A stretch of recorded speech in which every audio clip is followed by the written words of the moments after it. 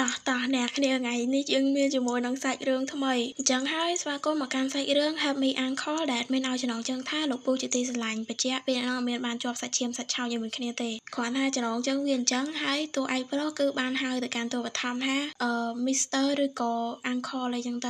ៅប៉ុន្តែតែគេស្រឡាញ់គ្នាតិចទៅគេហៅគ្នាបងអូនហើយមិនអញ្ចឹងអីអញ្ចឹងតោះចូលទៅកាន់សាច់រឿងរបស់យើងតែម្ដងទៅបើក្បាលភាគនេះមកគឺថាផ្ទុះប៊ុំតែម្ដងដោយសារគេកំពុងតែស៊ីមីកំពុងតួបឋមបានឆ្ងល់ថាតើមានអីកើតឡើងមិនក៏វាទៅជាអញ្ចឹងគាត់ក៏បានប្រាប់ម្នាក់ជាធំនឹងថាឲ្យគេឈប់ប៉ុន្តែគេមិនឈប់ទេហើយថែមទាំងនិយាយទៀតថានេះគឺជាប្រតិកម្មឆ្លើយតបដ៏ល្អពិតមែនហើយមើលជើងធ្វើឲ្យតួបឋមបានសួរទៅកាន់គេថាតើគេកំពុងធ្វើស្អីគេដឹងគាត់សួរគេថាមិនបានចងដៃគាត់ចឹងតែគេកំពុងស្ដាប់គាត់និយាយអត់ហ្នឹងនិយាយឆ្លើយតបនឹងគាត់មកគេក៏បានសួរថាឲ្យគាត់នឹងនិយាយស្អីគេពូដូចអីដែលខ្ញុំបានប្រាប់ចឹងតើលោកពូមិនបាននិយាយថាលោកនឹងសងខ្ញុំវិញដោយរាងកាយរបស់លោកទេនៅពេលនេះតួបឋមក៏បានដឹងហើយថាគាត់បានសាងកំហុសដ៏ធំមួយយើងកាត់ទៅ7ម៉ោងមុនយើងបានឃើញអគារខ្ពស់ដ៏ស្រស់ស្អាតជាច្រើនហើយបានឃើញថាសាងថេរក៏នៅនឹងដែរមែនហើយខ្ញុំគួរតែណែនាំតួបឋមដែលគាត់មានឈ្មោះថាលឹមសាងថេរអាយុ38ឆ្នាំកន្លែងដែលគាត់កំពុងតែនៅហ្នឹងគឺមានតែអ្នកមានទេដែលរស់នៅកន្លែងហ្នឹងហើយគាត់ទៅទីហ្នឹងគឺដើម្បីទទួលបានការអាណិតអាសូរពីអ្នកមាននៅកន្លែងហ្នឹងហើយគាត់បានឃើញថាមានគេមើលមកកាន់គាត់ច្រើនមែនតើ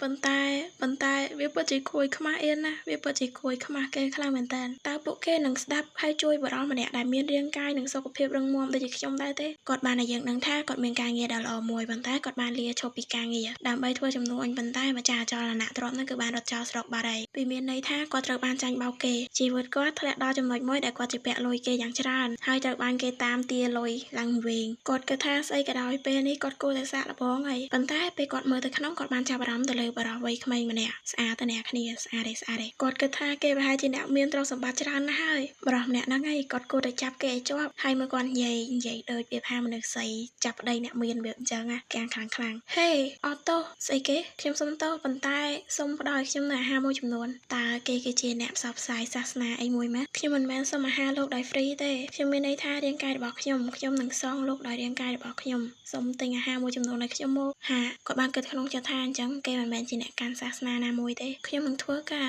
ខ្ញុំមើលទៅរឿងស្គមប៉ុន្តែនិយាយមិនតាន់ចប់ផងក៏ត្រូវផ្អាកវិញដោយសារតែគេក៏បានលើកមុខគាត់ឡើងដើម្បីពិនិត្យមើលតើឯងកំពុងធ្វើស្អីគេហ្នឹងមើលទៅក៏ខ្វក់ណាស់ប៉ុន្តែក៏ស្អាតដែរហើយអ្នកគ្នាចំណាំកន្លែងហ្នឹងទុកទៅនេះគឺជាកំហុសធំមួយរបស់យុនវូដែលគាត់រកព្រមស្ដាប់សាងថេងនិយាយដល់ចប់ហើយត្រូវហើយតួឯកប្រុសរបស់យើងគឺមានឈ្មោះថាយុនវូភ្លេចឈ្មោះពេញគាត់បាត់ហើយសាងថេក៏បានថយចេញយុនវូក៏បានសួរថាតើគាត់បាននិយាយថាគាត់នឹងសងគេវិញដោយរាងកាយរបស់គាត់មែនសាងថេក៏បានប្រាប់ថាត្រូវហើយគេអាចធ្វើអីក៏បានដែរជាមួយនឹងរាងកាយរបស់គាត់ហើយនិយាយវល់ចឹងអីមកឲ្យគេយល់ច្រឡំមិនទេនេះ admin ក៏គិតចឹងអ្នកគ្នាក៏គិតចឹងហើយយុនវូក៏គិតចឹងហើយសាមហ្មងអាកូនហ្នឹងយុនវូបាននិយាយថាឲ្យតាមគេមកគេនឹងរ៉ាប់រងទាំងអស់ទៅលើគាត់សាងថេលឺអញ្ចឹងក៏បានសួរថាពិតមែនទេគាត់បានគិតទាំងរំភើបចិត្តថាអស់ច្រើនណាស់នេះគឺជាលើកដំបូងរបស់គាត់ប៉ុន្តែឥឡូវនេះគាត់ជោគជ័យហើយយុនវូបានដើរចេញទៅបាននិយាយថាឥឡូវតាមគាត់អត់ឱកាសមានឱកាសប្រាក់បានមកដល់ហើយចាំកាលបានរត់តាមគេសាងថេបានគិតថាពិភពលោកនេះគឺនៅតែមានតម្លៃសម្រាប់គាត់ក្នុងការរស់នៅឥឡូវយើងកាលមកដល់ពេលដែលគាត់បានញ៉ាំអាហាររួចរាល់ហើយគាត់បាននិយាយថាអរគុណសម្រាប់អាហារគាត់បានគិតទាំងក្តុកក្តួលថ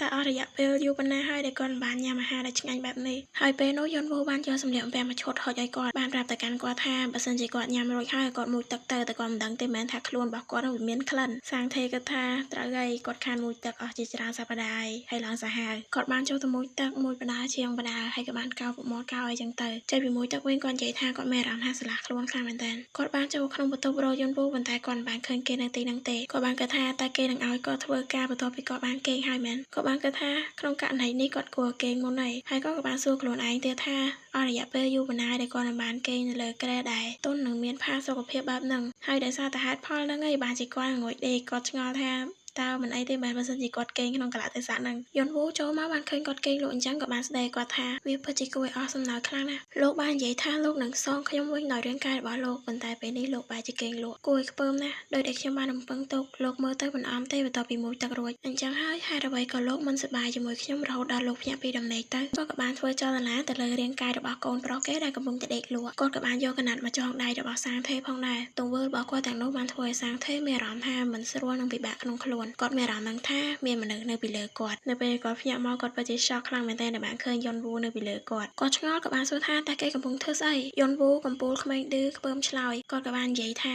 តើសាងថេគេងលក់ស្រួលអត់ ឥឡូវនេះដល់ម៉ោងដែលគាត់ត្រូវធ្វើការហើយតើគេកំពុងតែនិយាយពីស្អីគេហ្នឹងឥឡូវនេះភាគហ្នឹងគឺត្រូវបានកាត់ចប់ត្រឹមហ្នឹងហើយភាគក្រោយបានគេបានស៊ីមីកំប៉ុងមិនដែរអ្នកគ្នាមកភាគហ្នឹងល្អមើលអត់បើសិនជាអ្នកគ្នាចង់បានភាគតកុំភ្លេច comment ប្រាប់ admin ផងចា admin នឹងតរឿងហ្នឹងឲ្យហើយក៏កុំភ្លេចជួយចុច like ដើម្បីជាកម្លាំងចិត្តដល់ admin ធ្វើវីដេអូបន្តទៀត admin និយាយបន្តិចចុះមកបាន5-6នាទីហ្នឹងគឺ admin ធ្វើអស់រយៈពេល3ម៉ោងណាអ្នកគ្នា